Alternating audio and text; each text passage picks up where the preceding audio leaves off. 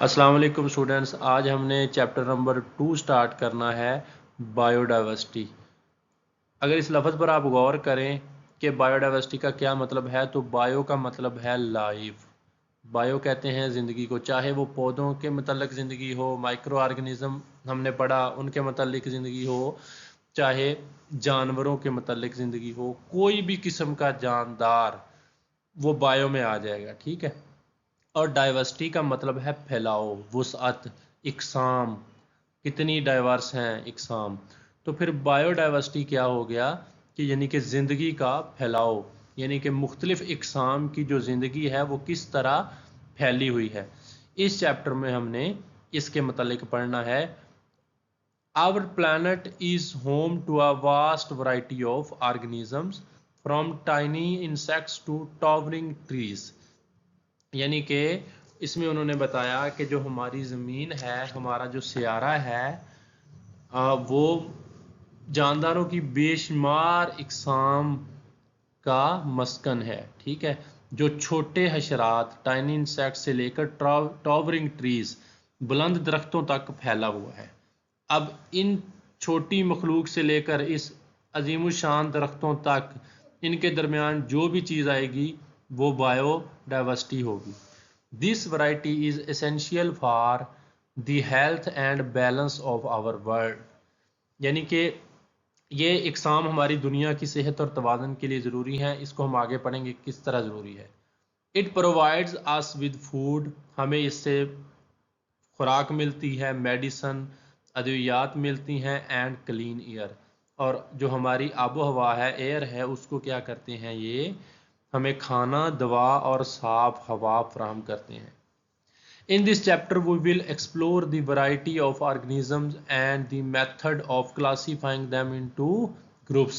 इस चैप्टर का मकसद क्या है कि इसमें हमने मुख्तलिफ इकसाम की तादाद, जानदारों की जो मुख्तलिफ इकसाम हैं उनकी तादाद पढ़नी है, और हर किस्म में मौजूद जो जानदार हैं उनकी जो फर्दर इकसाम हैं उनको हमने ग्रुप्स वगैरह में तकसीम करना है। ठीक है। यानी कि वो कौन से तरीक़ाकार हैं जिनकी बिनाद पर हम इनको ग्रुप्स में तकसीम करेंगे। तो इस चीज़ को हमने इस चैप्टर में पढ़ना है। यहाँ से आपका चैप्टर स्टार्ट होता है बायोडाइवर्सिटी। टॉपिक 2.1 है, पहला टॉपिक है दूसरे चैप्टर का, बायोडाइवर्सिटी। बायोडाइवर्सिटी की डेफिनेशन आपने ये वाली याद करनी है यहाँ तक।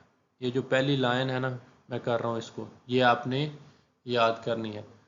Biodiversity means the variety of organisms in a particular area. Biodiversity का क्या मतलब है कि किसी ख़ास इलाके में जानदारों की मुख्तलिफ इकसाम उस इलाके की बायोडाइवर्सिटी कहलाती हैं। जानदार मैंने आपको बताया, पौधे भी आ जाने हैं इसमें, माइक्रो ऑर्गेनिजम्स भी आ जाने हैं, और इसमें जानवर भी सारे आ जाने हैं, इंसान भी आ जाने हैं। हर वो चीज़ जिसकी जो सांस लेती है या जिसकी बढ़ोतरी हो रही है, ठीक है, जो ग्रो करती है, वो सारी चीज़ें बायोडाइवर्सिटी में आ जानी है। अच्छा, biodiversity of an area is measured by considering the number of different kind of organisms and the variation within each kind।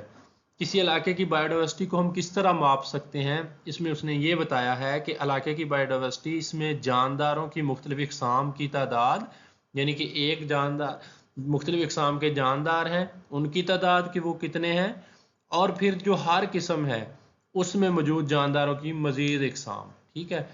अब पौधे हैं, बज़ाहिर एक जैसे कई लगते हैं, लेकिन उनकी मुख्तलिफ इकसाम है। ठीक है। मुख्तलिफ किस्म के फ्रूट्स हैं, उनकी इकसाम है, और उनकी मुख्तलिफ वैराइटीज़ हैं।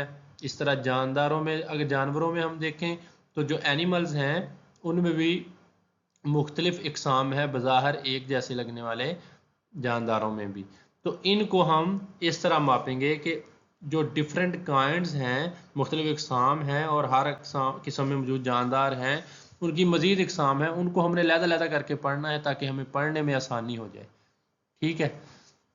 Biologists have discovered and classified almost 2 million kinds of organisms। यानी कि जो बायोलॉजिस्ट हैं उन्होंने तकरीबन 2 मिलियन इकसाम के जानदारों को दरियाफ्त कर लिया है। 2 मिलियन का मतलब है 1 मिलियन में 10 लाख है तो 2 मिलियन में कितने हो गए 20 लाख।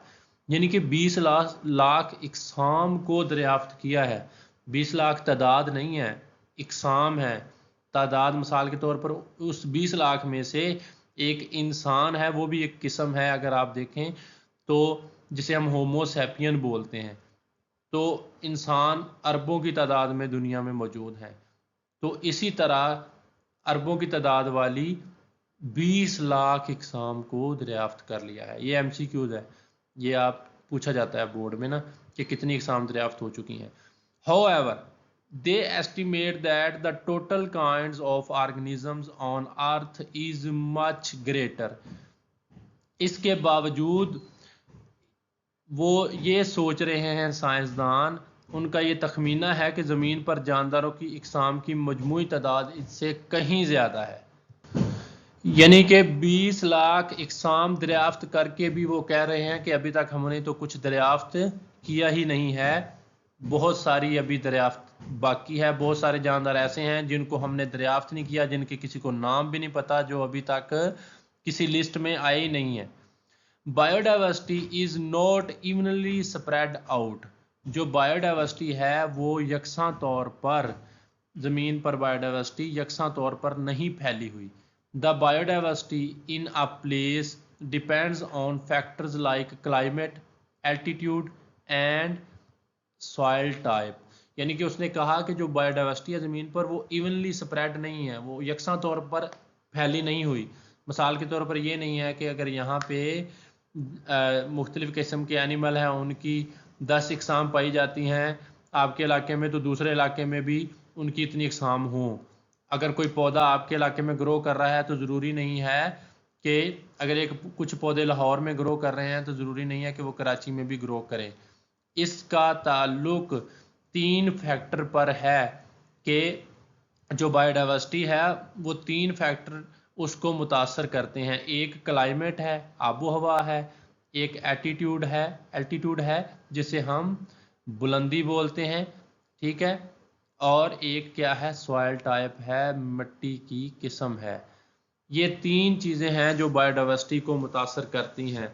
आबो हवा के हिसाब से पौधे होंगे। अगर एक इलाके की आबो हवा मुख्तलिफ है दूसरे इलाके की आबो हवा से, तो वहाँ पे बायोडाइवर्सिटी भी मुख्तलिफ होगी। बुलंदी का भी असर होगा, बुलंद इलाकों में और स्पीशीज़ होंगी, प्लांट्स की और जानवरों की, और जो कम बुलंद इलाके हैं दूसरे जो बुलंद नहीं हैं उनमें और होंगी। और सॉइल टाइप, ज़मीन की जो किस्म है, आपको पता है कि रेगिस्तान में और तरह की फसलात होती हैं या नहीं होती, और जो दूसरे इलाके हैं ज़रखेज़ इलाके, उनमें जो है बायोडाइवर्सिटी बहुत ज़्यादा वसी होती है, ठीक है।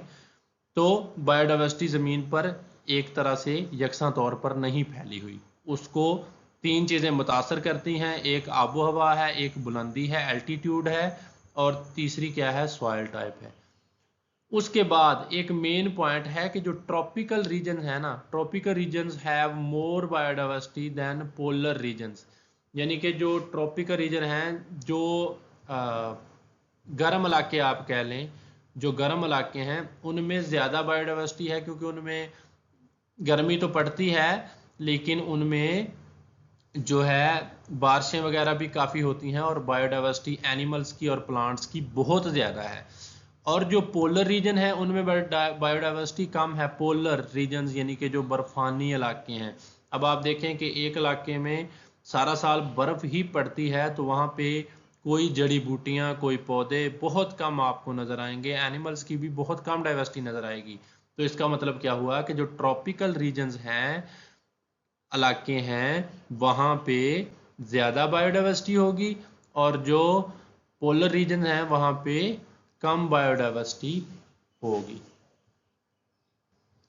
ये था बायोडाइवर्सिटी का इंट्रोडक्शन, कि बायोडाइवर्सिटी की तारीफ आपने लिख देनी है। ये पहली अगर कोई पूछ ले आपसे कि बायोडाइवर्सिटी की क्या डेफिनेशन है, और उसके बाद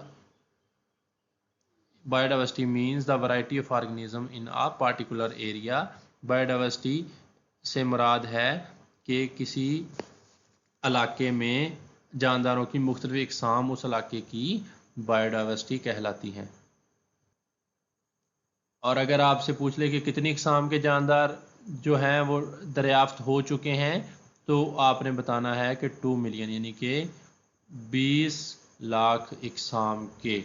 और किसी इलाके की बायोडाइवर्सिटी का इन्हसार किन अवामल पर होता है, तो ये 3 अवामल आपको आने चाहिए। उस इलाके की आबो हवा, उस इलाके की बुलंदी और उस इलाके की ज़मीन की किस्म पर बायोडाइवर्सिटी है।